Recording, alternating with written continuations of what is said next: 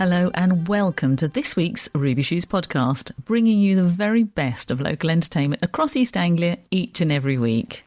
Now this week we hear about a children's festival by the seaside, which is free to attend, and then we're going to hear from the whole cast of A Midsummer Night's Dream, which is being performed in the open air for a whole month, starting later this week at Sutton Hoo. Plus, as always, we've got a roundup of some of the fabulous shows that are coming up this month and next that are near you. Little Seagulls is a special children's theatre festival organised by the Seagull Theatre. It's going to be held in Lowestoft on the Royal Green on Saturday the 17th of August between 10 a.m. and 3 p.m, and you're all invited. Taking place on the 17th of August at the Royal Green in Lowestoft is a one-day free event which will feature a range of performances and activities for families from Lowestoft and the surrounding area. It's all being arranged by the Seagull Theatre in Lowestoft. Joining me now is the Youth Opportunities Coordinator, Joshua. Joshua Pickering, thank you for speaking to us for the Ruby Shoes podcast. Tell us more about this free children's event in August. Yeah, we're really excited about Little Seagulls Children's Theatre Festival. As you said, it's on the Royal Green and it's in Lowestoft and it's a free event. So that was the first thing that we wanted the festival to be, is accessible for absolutely everyone. So it's going to be a festival full of theatre. We've got a range of different theatres as well aimed at children, everything from Punch and Judy all to sort of the Moomins, if you remember the old Moomin books. Love the Moomins. We've got them, absolutely brilliant, and they're coming. They've got puppets. We have got Ricky Cycle as well. So Ricky Cycle is it's like an environmentally friendly puppet show. So if you remember, or if you've ever seen them big recycling bins, the big green ones, he does his show from inside that bin and the puppets come out of the bin.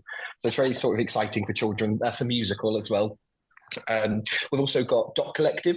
Dot Collective do an aerial show. So they're going to have their aerial set up on the Royal Green, and they'll be dangling from that and putting on a big display. There'll be stalls, food vendors, a whole market set up there as well. So it's going to be a really nice, interactive, fun day for all the family. That's brilliant. There's all on the 17th of August, as I said. What time does it all kick off? It's going to kick off at 10 a.m. Then the last thing should be around about 3 p.m. Oh, that's going to be amazing. Now, a lot of preparation has gone into it, Joshua. Have you got a team of people, or is this all down to you? Is it all landed on your shoulders? Well, so what happened was I took the job here at the Seagull Theatre only about a year ago, just over a year ago now. And I was coming up with different ideas on what I could do with my job title, being Youth Opportunities Coordinator. Obviously, I want to get children into theatre. And then I floated the idea of a children's theatre festival. And Des, the assistant manager, said, yeah, that's a brilliant idea. And then I realised, actually, now I've got to organise this children's theatre festival. Got to make festival. It happen. Exactly. Yeah, we've got to make it happen. So it has been a team effort. I've been dealing mostly with getting all of the acts in and the market stalls and that side of it. Des has dealt more with the funding side of it. So it's been a team effort between us two. And then obviously I work with lots of people in the office at the Seagull. They all have input in different things. We all work as a team together. So yeah, it has been a team effort, but really heading it is me and Des. So is the hope that this is going to be hugely successful, I can just tell, but is the hope that you'll do this as an annual event, do you think? That is exactly what I want to do. This is testing the waters this year, see how it goes. I think people are really going to love it. People are going to go for it and come along and have a really good time. And then, yeah, we'll look to be doing it next year as well. I would like this to get bigger and bigger each year, so it's a nice big event for the town. And if people don't know Royal Green in Lowestoft, just sort of describe the area, how they get there, where they park, all that sort of stuff. Yeah, it's one of them places that everyone knows where it is, but they don't necessarily know it's called the Royal Green. So it's right next to the East Point Pavilion, which is on the seafront of Lowestoft, which is near where the fountains are and the South Pier Arcade. So it's the long stretch of grass that's there. There's a car park that's right next to it as well. And then I believe there's parking up that street as well. So yeah, there's plenty of ample parking and lots of space. And obviously you're right on the beach as well. So not only can you enjoy your day at the theatre festival, you can also be on the beach and enjoy the seaside. Oh, definitely. And I mean, Lowestoft's got a fabulous beach as well, hasn't it? It's well worth going there and just soaking up the whole atmosphere as well. You must be really excited and quite nervous as well, as it's a first, I could imagine. Absolutely, yeah. No, I am very excited, but I think people can probably tell in the office that I have been stressing about it a little bit, thinking because it could go two ways. I'm thinking, is it going to be hardly any people turn up and it's going to be a flop? That's what obviously we don't want that to happen. I don't think it will. Or is it going to go the other way? We're going to have thousands of people come down and be overrun. These are sort of things that go through your mind as you're doing it. But I think the way that we've been going with it, I think we're going to have a really good day. Oh, I think you would. And how can people find out a bit more about it on their socials? Is there something they can follow to kind of just even register Yeah, interest with you, maybe? absolutely. Yeah. So actually, we've got a Facebook page set up now, which is Little Seagulls Children's Theatre Festival. So if you type that into Facebook, you can find our social media pages through there. It's also shared through the Seagull Theatre's social media pages and website as well.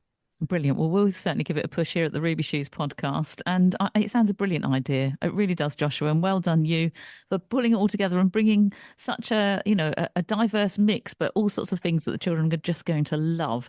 So I hope it goes brilliantly for you. And thanks for talking to us about it. Oh, absolutely. Thank you very much for having me on. And we look forward to seeing everyone there. A Midsummer Night's Dream is about to open this week, and it's being performed by the rather brilliantly talented Red Rose Chain Theatre Company.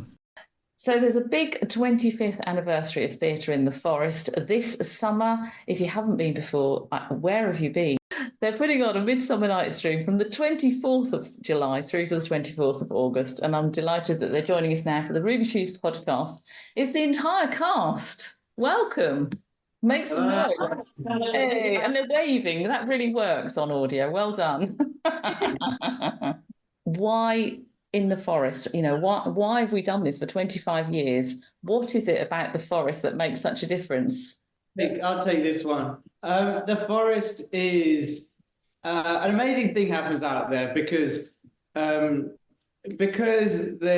a lot of unartificial light, natural light. It disappears in the second half. So you get the whole first half in the light and everyone can see the audience and it's all fun and everyone's got their picnics and everything. And then suddenly something magical happens in the interval where all the lights go down, the sun disappears, and suddenly it feels like you're in a very intimate, magical space. And it's something that actually would have happened in the Globe in Shakespeare's time as well. And it makes so much sense to the script. And every year that we do it, I'm shocked at how amazing it actually is. So that's a reason to do it outside. Oh, definitely. It's very atmospheric. Tell me your name, first of all. I'm Jack, and I'm playing Oberon and Theseus. Wonderful. All right then, Jack. And you are so right, because the atmosphere completely changes. The first atmosphere, as you say, is great, but it just sort of draws you in somehow when that light goes down and you just feel part of something very, very special, don't you? Does it, I'll throw this question out to anybody, does it bring challenges because it's outdoors? Does that actually make it harder for you in some ways or easier? I don't know. I think it makes it really special because you are reacting to everything that's happening around you. You're able to see the audience, you're able to hear the audience, you're not hiding behind a proscenium arch stage, the audience is not sat in darkness. You can eyeball every single one of them. If they react, you can react to them as well. But it's not just about that, it's about hearing birds or the wind or the horses neighing. Like last year, you're able to respond to the elements, and it makes it a really exciting and real, like a live type of performance. It's like a whole new type of live. What's your name? I'm Emily, and I played Sophia and Hippolyta. Okay, that's wonderful, Emily. And yes, I think you are absolutely right. You can respond to the audience because it's very intimate as well, isn't it? You really feel as though you're almost part of the performance as the audience. It's a very unusual thing, but a very wonderful thing to be part of. And once you've been to one of your Theatre in the Forest performances, you just want to go again and again. Very, very good. The cast always seem to be having the best time. Am I right? Is that true? Definitely, yeah. We are just having the time of our lives. I absolutely can't wait to be back there. Yeah, I've done a few of them now, and they're just always so much fun. So I think, the audience are having a good time, and like Emily was saying, because we can see them so clearly, I think it is kind of an infectious enthusiasm from both the cast and the audience that we see them having fun, and that makes us have more fun. And it's just fantastic. and you put your absolute all into every performance. You know, when you go along, you think, how on earth do you keep this level of energy going? But it's fantastic because it's infectious for the audience as well. You come away and you feel so uplifted by the whole thing. And yeah, it's just brilliant. You must have to keep yourselves quite fit, I would imagine. I think the show does that for us.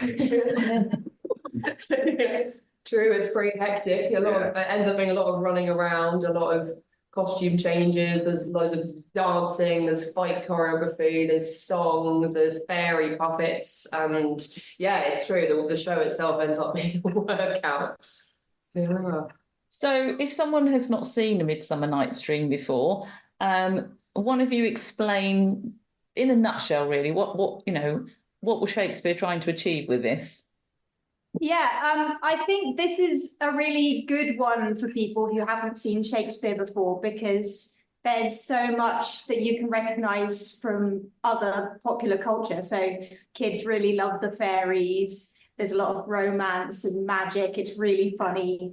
Yeah, the plot itself, there's these lovers who go into the forest and basically they just get magically played with by all the fairies. They go, oh, let's do some magic, cause some mischief and see what happens. And it's just sort of one big bundle of magical weirdness. Which is probably the best description I've ever heard, actually. That's brilliant. And what's your name? I'm Ray. I play Puck. Okay. I think I missed the lady next to you as well. I think you... Yeah, I'm Ailish and I'm playing Helena and Quince. Wonderful. So is it hard to, I mean, I know you're all actors and it's kind of what you do, but when you're a non-actor like me, I just think, how on earth do you swap between the characters so quickly? Is it a costume? Do you put a costume on and that makes you think, oh, I'm wearing that hat, therefore I'm this person? Or is it just really easy to split between the characters? Or is that one of the hardest things? I don't know. You tell me. I think it kind of varies from person to person. I think for some people, yeah, it's a piece of costume that they found links to the character. For some people, it can be changing their voice, so using a different accent. Or for some people, it can be something physical, like they change something in their body that kind of makes them feel like they're in that character. So I would say, yeah, we've all probably got different things amongst us that we use to kind of switch between them, because we're all playing multiple people. Mm-hmm. So you kind of like, the more shows you do, the more little techniques you get to be able to switch quickly, I think. Now, straight away, I saw you at Christmas and I'm seeing, a badger, basically. Yeah, myself and Emily and Jack, we were all in The Tale of Mr. Todd at Christmas, yeah. And this is my first theatre in the forest. So all of these lovely people have done it before. So this is my first time in the forest. Oh, well, good luck with that. You're in good hands with them. Because they're in slight shade, I can't see their faces so well. But as soon as you popped your head around the camera there, I could see you nice and close up. And that was just fantastic. Well done, all of you. It was so good, I saw it twice. Oh, that's a good sign. Thank you. It was brilliant. I actually brought people back and said, you have to see this. It's just going to make your Christmas. It was so fun. As is Theatre in the Forest, to say 25 years, that's incredible. I mean, obviously, none of you could have been at the beginning because you're far too young. But what a legacy for you as well. Is it hard each year to put your own stamp on it? I would say it's kind of having done, wasn't there right at the beginning, but for the years I have been doing it, it's sort of every year you kind of think, oh God, last year was so brilliant. How are we gonna do that? And then you sort of end up, the minute you start rehearsals, kind of just think it's a new play, it's a new thing, it's gonna be different and it's gonna be wonderful in a different way. And yeah, I think the sort of everything we've said already about how special the outside audience is and how kind of alive it is, that kind of just injects a new energy into each play each year, and it just makes each one feel really special. And I think even if it is a Shakespeare play you've seen before, that is sort of what makes it so fun watching these productions, is that even if you have seen A Midsummer Night's Dream loads of times, this one will feel really different and will feel really unique. And even on different nights, I feel like it feels unique. You come once on Tuesday and then come back on Friday, you'll see something that feels slightly more special or slightly different. Yeah, so it's always it kind of keeps itself alive, I suppose. Yeah. Brilliant. All right. So, final question. How are your rehearsals going? You're all sitting there drinking mugs of tea, looking very relaxed, I must say. Yeah, rehearsals are going very, very well. And yeah, we've been given, as Ailish was talking about, how we make each show different, I think is probably mainly down to that we get so much freedom in rehearsals to come up with our own unique ideas that are different. And I think from that rehearsal process, that breeds the uniqueness of the performance. So yeah, and we're doing puppets today, which are proving challenging, but I think they're going to be very, very fun and definitely contribute to the magic of the show. Brilliant. Well, I can't wait to see it. Tell me your name and what you're playing before you disappear. I'm Ted and I'm playing Lysander and flute. Fantastic. Well, have I missed anybody? Does anybody else need to talk to me that I've missed? Because I can only now see 3 of you on the camera. Vincent and I'm playing Demetrius and Bottom. Hello, I'm Evie and I'm playing Hermia and Snug. Fantastic. All right, Evie. And just tell me, have you done sort of several Red Rose chain productions? What, Vincent? Yeah, I did Fear in the Forest last year, and then I did The Ungodly as well, and then we've got another run of The Ungodly later this year. So yes, awesome. I saw that, and again, The Ungodly was just absolutely incredible. It was one of those things that you felt rooted to the spot from the minute you sat down and it began to the end. So I'm not in the least bit surprised that you'll be performing that again, because just absolutely fantastic. Thank you so much, all of you. How can people get hold of tickets?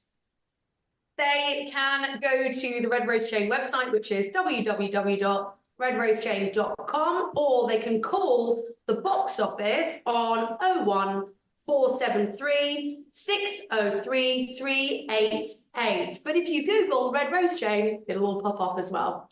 And all of you, you're fantastic. You're going to have another great run, I know. And I shall look forward to coming and seeing you as everybody else and all the audience for Ruby Shoes will. So thank you for talking to us today. Thanks for having us. What's on across Suffolk with Stephanie McIntyre, sponsored by Ruby Shoes Podcast, your weekly entertainment news podcast. Available from your smart speaker, Apple, Spotify, or you just follow Ruby Shoes Podcast on Facebook and click on the weekly podcast link to listen.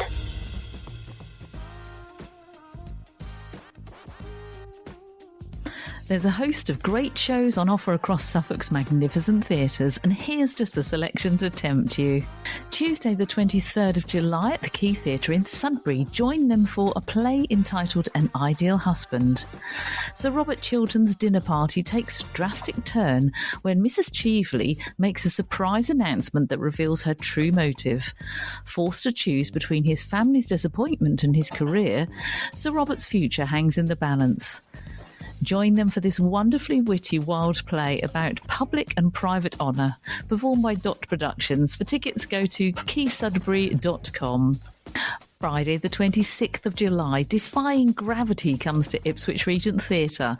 West End Women is a celebration of women who've made their mark on the West End stage.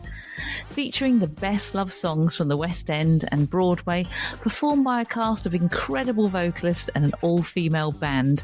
This is a must-see for anyone who loves musical theatre. Starring Sharon Sexton from Bat Out of Hell, Mamma Mia and Billy Elliot, Michelle Pentecost from Wicked, Wonderland and Evita, Maggie Lynn from Wicked, Hairspray and Grease, and Tasha Sheridan, School of Rock, Mamma Mia, Carousel, alongside musical director Elle Verkerk from Six and the Colour Purple, with songs from Wicked, Les Miserables, Mamma Mia, Waitress and more. Join the Ipswich Regent for an unforgettable evening of stunning vocals, backstage anecdotes and fascinating insights into the world of our West End women. Go to ipswichtheatres.co.uk to find out more. Saturday the 27th at the fabulous Open Air Theatre, Thorrington Theatre near Saxmundham, from 2:30 to 3:30 is a show for the whole family to enjoy. Tethered Wits invites you to embark on a magical journey filled with fun, music and heartwarming moments. Get ready to be transported to the enchanting world of Edith Nesbit's timeless masterpiece, The Railway Children. Meet the Waterbury children, Roberta, Peter and Phyllis. They're ordinary children living in an ordinary house until one day a mysterious event changes their lives forever. Forced to move to the countryside with their mother, they discover a world filled with adventure, friendship and the heartwarming power of family. Now, also on Saturday the 27th, but this time in the evening, the magic of Motown has been seen by over 1 million people, and it's now in its 20th year touring the UK. It's no surprise that this show is one of the biggest success stories in British theatre history. You're warmly invited to the Spa Pavilion Theatre in Felixstowe to get ready for all the hits, glittering costumes, dazzling dance routines and outstanding musicianship in this breathtaking live concert spectacular.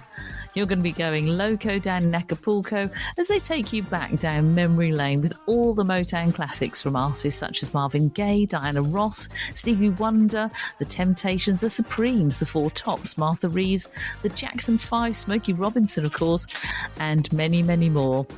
Pre-show dining will also be available with this show, so why not make a night of it? Go to spapavilion.uk to find out more. And finally, one for your diary.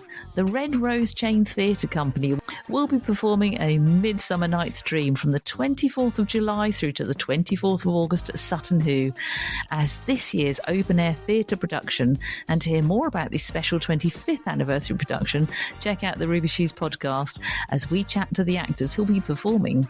It's Shakespeare as you've never seen it before, outdoors and under the stars. It really is truly magical.